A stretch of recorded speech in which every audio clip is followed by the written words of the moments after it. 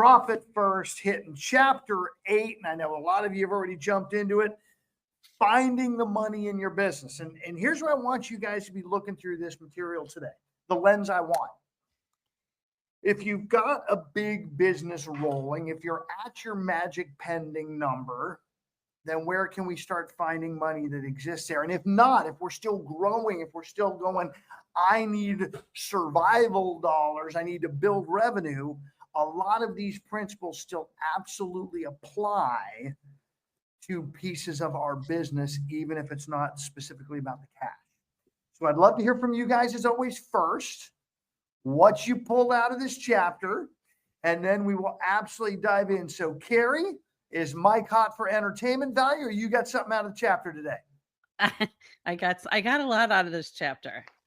Let's hear it. So there's so many things, but I'm not going to do them all at once. So first of all, it talks about efficiency, which I have some knowledge in because I learned about Six Sigma and lean processing. So that's really exciting for me in this chapter. It's something I love, but I do want to say that there's a couple examples in here where I think those are good ideas. I could see me thinking of those ideas, but I want to make sure that what happens to the quality of it when that happens. Like, I want to make sure, like, if I'm in my business and I'm like being, I'm trying to double it, I want to also make sure that the quality sticks around. So I don't like, for example, I really liked the UPS and the whatever, but in real estate, if I get an employee, I have someone working with me, I want to make sure that even, let's say that one person is a jack of all trades, I still want to make sure that it's quality and not just quantity for my business. So let's dive into that, because the efficiency piece and the hiring piece, you've kind of set up a false dichotomy, because you said a jack of all trades. You're not going to be hiring, as you build a real estate business, a jack of all trades. You're going to maybe start with a transaction coordinator who knows all the paperwork and systems. And if not, you have built a checklist, a system that a trained monkey could follow. That's the key. And then as you get into other folks, maybe people that are going to be a showing specialist, so they're going to be out in the field representing you. So again, you have a system and process. Yeah, Carrie. So what I want to say to that is, like, so the concern about, like, I probably would prefer to have a transaction coordinator, like, with me, like, in, a human, as opposed to a VA. Now I know a VA is human, but like, if I hire a VA is not working just for me. Like, they know all sorts of different things and can be working for others. Correct? I don't want anybody else working for multiple people. Again, it depends. And so I want to take you first, Carrie, because it's a pattern more mindset that I want to break first. And it's off of page 138. I'm going to give his version and then mine. Because the first thought might be, gosh, easy for you to say, that's impossible. You don't know my business. You don't know my situation. That can't be done. Versus instead say, let me think about it. Let me find a way. My answer for me and my line is, stop telling me why not and start telling me how to. Right. There's always a way. So I'm going to take this to its logical conclusion of what I experienced in the home inspection space. I got my staff in place, and then I hired home inspectors, similar to what we do in the real estate space. Mm-hmm. And I had systems and processes down for every single step of what they did, how they communicated, room by room, exactly what they did the way I wanted it. Okay. People are not loyal to you. They're loyal to your standards. And so as long as you have a system that makes those standards a part of it, it's replicatable. And so I built the largest home inspection company in Northern California with my level of communication, my level of messaging, my level of inspection process because the systems and processes were built first. And it started by having my staff help me do that, which was my, in essence, transaction coordinator, just But for a different industry. But our customers love us because we're special. We're that super realtor that no one else can do it just like the way that we do it, Coach. So what do you take from that? Because I'm supposed to be special. That you're a narcissistic, egomaniac. That's what I take from it. Agents are. Hello. Yes, you have described those agents. And by the way, ego and emotion are not part of a successful negotiation. And the ego part is not a successful part of business development. In fact, the ego, is what will ultimately take you out. Again, go back to my world.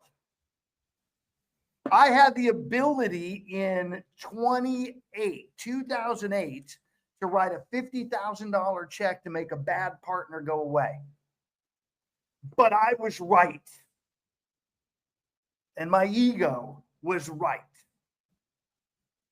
And so ultimately, losing every business I owned, losing every revenue stream I had, losing everything, winding up in bankruptcy court, finally having a court hearing against this guy where I was proven right. I got to call my coach, Ron Patulski, in 2015 and say, Ron, I was right. And he said, and exactly how did that feel? If I would have just checked the ego at the door and instead looked at, okay, how can I make this better? Rather than why not? No way, how to? And just solved it up front, I wouldn't have had the 7 years of grief, gray hair, stress. Now, here's the other fun part, though, as we shift to gratitude. I also wouldn't be here with you guys. Him being in my life, all of that I went through led me to make some significant changes on ego, on attitude, on energy, on business development that has led me to come play with you guys. So great things even come out of those darkest moments. Just make sure, as we've heard in this room, they're a learning experience.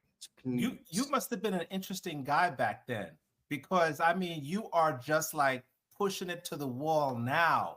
Man, if I met you back then, whoo, it was spicy. It was spicy, yeah.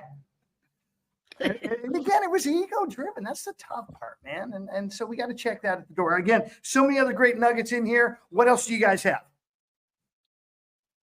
I haven't finished the chapter, but one of the things that I was listening to was where he was talking about ultimately your competition. I mean, it was more in an industrial production kind of thing, but it's also might pertain to our situation. When your expenses increase, your profits are going to decrease, and you still need to have a mindset for that. And so let's assume that one of the candidates wins the presidency and the income taxes do rise as she proposes. Guess what? Our expenses have increased. It's going to move our profit first mentality. Oh my gosh, I've got to now, let's just say 50% of my income has to go to pay taxes. And still you have to lead. You get it. I get it. And it's going to cause us and create a situation where we get to innovate some more. Potentially it is going to be that, like so many other companies do, when taxes go up based on governmental interference, prices go up. We've seen that with real estate construction in California. California has some of the highest price per square foot housing, not because all of it is coastal sunshine and rainbows and ocean views, because there's so much government regulation that then gets passed on. So that might be an adjustment, Tom, if that happens. I know we'll also see people, though, innovate in ways to cut costs. I mean, look just in real estate. And by the way, this is going to be a twofold, Tom. In the real estate space, 2009, EXP came in as a cloud-based company, no brick and mortar. Everybody said it wouldn't work. Everybody needs buildings, blah, blah, blah. COVID hit, proved the model, and it took off. And because of low overhead, the profit margins were freaking awesome. And so what happened in the cloud-based space over the last 4 or 5 years, as the model was proven, it took off and the profits were showing up in the public domain. All of a sudden, copycats are coming in. So again, EXP gets to continue to innovate, to provide incredible service to agents, to keep them coming and keep them understanding it's the best platform. That's what they're working on. And if they don't do that, they will fall behind. And yet this competition between the building lists, the cloud-based operations, and the traditional building operations is going to be an interesting one to see how it shakes out. Because at least for almost all the brands, man, they are going down in agent count, especially in this market. And more people are going into, if you just take the cloud-based versus the brick and mortar, the cloud-based models are still growing body count and the brick and mortar is still shrinking. Client, what do you got, brother? I just want to say, we're not looking at a negative. We get the blessing of innovation. We have the ability to try new things as Me Incorporated. The stuff that I remember I used to work for a company and I came up with an idea. By the time it came back down to me, it was not my idea and I didn't recognize it. We have the ability to innovate and to do that thing from a cost profit basis. One of the things that, and I think I heard it in this chapter, I think he was talking about money and how it's a concept. And one of the things that I'm working on in my head is stop saying that, profits and money are impossible and I can't and whatever. It is an idea. I know it sounds kind of far-fetched and stuff like that, but the wealthy don't worry about money the way that we do, but not because they're wealthy, but because of their concept of how to acquire that wealth is much different than many people on a day-to-day basis. So they look at it differently. They look at profits differently. They even look at taxes differently. A lot of us worry about taxes. If you want to get a different look at taxes, visit a CPA. Some of the stuff that you can do, I didn't even know it was legal. So let's do me a favor, because I want to absolutely, this is highlighted on mine, and where you went, I want to go further. And it's going to take me about 60 seconds to grab a visual aid and come back to hit that. So who has a nugget for the room while I sprint?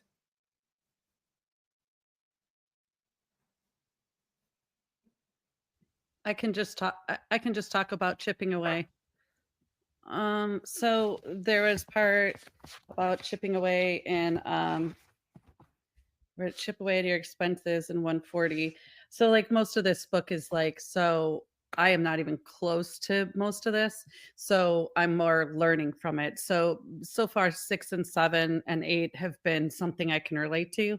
So I like what they were saying about chipping away at the expenses and how to do that little by little. Over the past year, unfortunately, I've had to release 6 employees, like all that stuff. Does maybe anybody else have something too? Well, maybe Ryan does, because didn't you have to let somebody go or something? How did that, was that feeling, and how did it, where were you at when all that happened? I've had to let go of agents. I've had to let go of ISAs. I've had to let go of transaction coordinators along the way. It's a relationship. It's a relationship thing. I had to let go of a business partner that cost me $80,000. Holy heck. So, by the way, a lot of times, just like the calendar is the reason that you have to say no to people and you aren't actually saying it, the calendar is. A lot of times letting go of someone isn't you saying it, it's the profit and loss statement, the ROI, There's something else in the documentation that's saying it's time for them to find their happiness elsewhere. But let's get back to this money piece, because I absolutely wanted to get these in my hand and have a conversation about it, because this change in perception and change in belief can change everything happening in your world. Okay. And so, who wants more of this? Raise your hands. I see hands going up. Perfect. By the way, how many of you, by show of hands, have given some of these to a mortgage company or a landlord in the last 30 days? Anybody? So Alicia, let's have some fun. Turn your mic on. I saw your hand go up. So not in the last 30 days. I'm just before. Well, then let's go to before. That's okay. We can Okay. still use that before experience. That's okay. Okay, that's why I want to talk about this, because just ballpark, how many of these did you give to them? 1,200. Okay, so 1,200, and how did you give these to them? It just came directly out of my bank account. Okay, I'm a little confused by that. Can you help me understand? I don't get how these. I mean, I it know wasn't I'll go to the cash. bank and I'll put them in my account and I'll take them out. Yeah, no, it was like automatic draft. They would my bank would just send it to the rental. Well, how does that work? Because I mean, Oh no. if I give these to my crazy. bank, they walk over and hand them to the landlord of the bank. No, it's not cash. It just goes from my account to theirs. It was wired. Yeah, but how? I don't get how these that I'm holding in my Well, it hand. wasn't cash. They didn't Oh. get cash. So what was it actually? Numbers on a computer. So I want to take you guys back, and all of you actually, because cash and money are new language. What is this actually called? Cash. Fiat currency. Barter. Say it, client. Come on, client. You were right there, brother. Fiat currency. Currency. Currency is the historic term. What's the root word? Energy, electricity. It's current. Well, current is the root word. Electricity, energy is really what it is. We've applied this physical manifestation, and this is what we focus on, yet it isn't real. Now, if it is energy, which I believe it absolutely is, and I have experienced it as such, what is the first law of thermodynamics? You cannot destroy it. Energy can be neither created nor destroyed, only transmitted or transferred.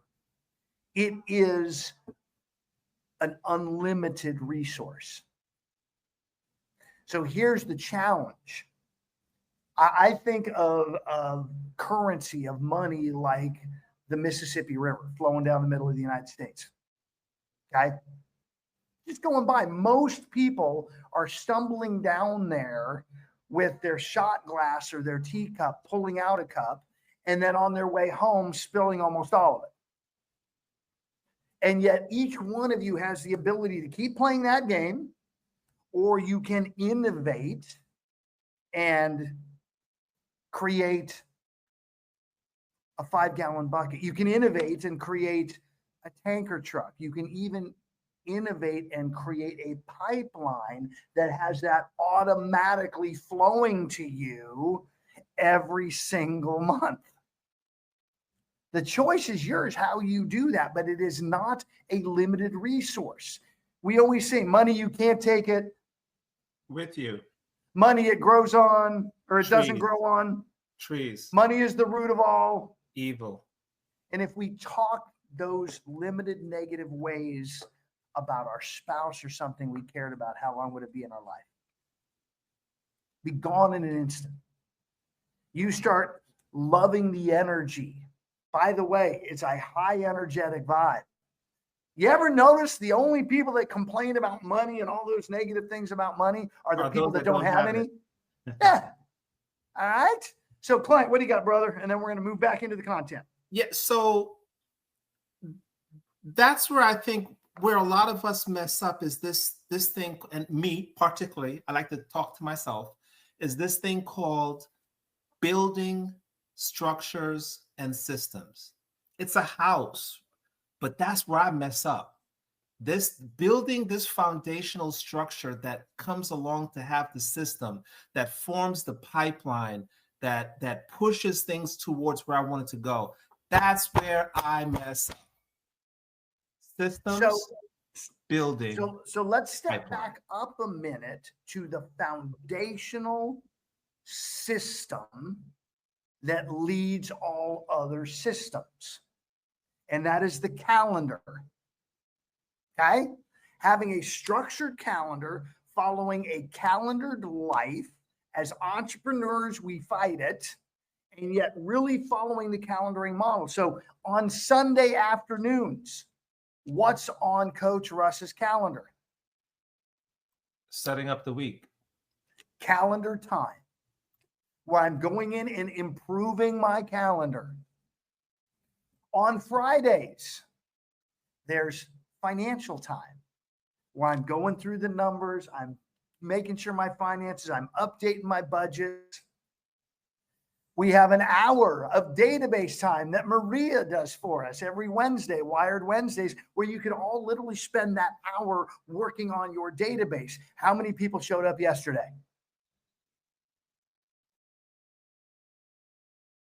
They got an hour of private time with Maria and got a lot done because it was a workshop. The calendar, the lead of the four cornerstones: calendar, database, conversation, tracking your numbers. Those are the four cornerstones of success in business, period. Calendar, database, conversations, tracking your numbers. So I've talked about calendar on the calendar time. I've talked about database on the database time. I've talked about the financial numbers on the calendar and financial time. What about this conversation thing? What do we do around that? 2 to 5 o'clock every single day, right here in this space, we're leveraging the calendar system to make sure up and implement the date or the conversation system. For those of you that aren't showing up, it tells me you're not living the calendar system at the highest level. Because if you would, you'd be there. For those of you not showing up to Wired Wednesday, it tells me you're not living the database system. You're not running your business like a business. Caesar, I saw you pop in, and I know you always have something. What do you got? No, I was just listening in. I don't have anything to add to that. I appreciate that time and seeing other people work. And I saw you yesterday were in the balcony somewhere and making phone calls, and it's just the same thing. You see, you're not just talking about it, you're doing it. So I was in my office. This is my office. So literally, like this terrace, I'm sitting with my backdrop in, and yet here on the right-hand side where I'm out there walking, getting my steps in, having conversations. Absolutely. Alicia, you're up. Okay, so on page 139, it says most entrepreneurs focus only on tiny improvements. How do I do this a couple of minutes faster? Small questions yield only small answers. Okay, so then it talks about snow plowing. A lot 5 minutes faster is not going to make much of an impact. So the more you focus on substantially improving efficiency, so that you can snowplow twice as fast, the closer you'll get to achieving double the results with half the effort.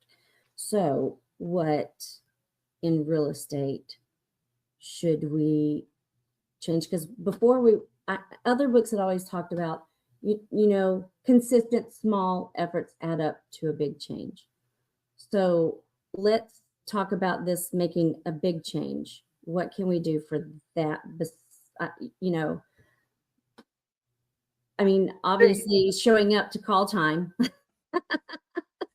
So I want to dovetail these two concepts together because absolutely time on task over time creates magic. Doing small over and over and over and over activities like our morning checklist that we worked on at our Dallas Mastermind 2 weeks ago. Those that are doing the morning checklist are seeing incremental improvement in their lives because they're doing some of that little foundational work every day. Can you speak to that? a That little being bit? said, this section, the key takeaway I want you to have on this is the big questions. Most of the time, we're taking actions without creating big questions first. So brainstorming those, that journaling in the morning, asking, and by the way, at night is especially an amazing time to do it, asking your subconscious, how can I have even more conversations tomorrow than I did today? And let your subconscious get to work. How can I start journaling these questions and asking yourself bigger questions? How do I get financially free? That's what we're all after. How do I get time free? How do I buy 10 investment properties? Start asking yourself big questions and start writing answers without judgment. Again, it comes back to page 135. Stop telling me why not and start telling me how to. But That's what what if you we should just be don't- saying to your, go ahead, Alicia. What if we just don't have an answer? Awesome. Just have that answer for your subconscious. Stop telling me why not and start telling me how to, brain. And watch what happens, because we have these two ends of a spectrum, the path to victimhood and the path to accountability. Victimhood is blame. Victimhood is I can't. Victimhood is there's no answer. The favorite phrase of someone in victim mentality, I don't mean a true victim, just in victim mentality, I don't know. And accountability is the other end. I own everything. I am responsible for everything, no matter what. Where is my skin in this? What could I have done differently to get a better result? We move you towards that path of accountability, which is part of what we're doing in this room every single day. Magic happens. Tom, bring us home since your mic's hot, brother.